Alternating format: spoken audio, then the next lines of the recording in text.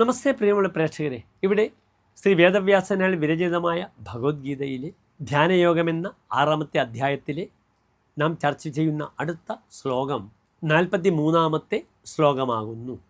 പ്രിയമുള്ള പ്രേക്ഷകർ, ശ്ലോകം ശ്രദ്ധിക്കുക. തത്രതം ബുദ്ധി സംയോഗം ലഭതേ പൗർവദേഹികം യതതേജ തതോ ഭൂയഃ സംസിദ്ധൗ കുരുനന്ദന. ഇനി ശ്ലോകത്തിൻ്റെ പദച്ഛേദം ശ്രദ്ധിക്കുക.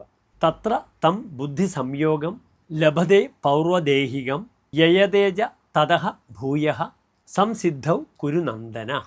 ഇനി ശ്ലോകത്തിൻ്റെ അന്വയം ശ്രദ്ധിക്കുക. ഭോ കുരുനന്ദന, തത്ര പൗർവദേഹികം തം ബുദ്ധി സംയോഗം ലഭതേ തതഃ ഭൂയഃ ച സംസിദ്ധൗ യതതേ. ഇനി പ്രസ്തുത ശ്ലോകത്തിൻ്റെ അർത്ഥം ശ്രദ്ധിക്കുക. അർജുനനോട് ഭഗവാൻ കൃഷ്ണൻ ഇപ്രകാരം ഉപദേശിക്കുകയാണ് പ്രസ്തുത ശ്ലോകത്തിലെ. അല്ലയോ കുരുനന്ദന അർജുന, പൂർവജന്മത്തിൽ ആർജിച്ച ബ്രഹ്മജ്ഞാന വിഷയകമായ ബുദ്ധിയോട് ഈ ജന്മത്തിലുള്ള സ്മൃതികൾ ഓർമ്മ വരികയും അവിടുന്ന് അനന്തരം വീണ്ടും യോഗസിദ്ധിക്ക് പ്രവർത്തിക്കുകയും ചെയ്യുന്നു എന്ന് ശ്ലോകത്തിൻ്റെ സാരം. നമസ്തേ.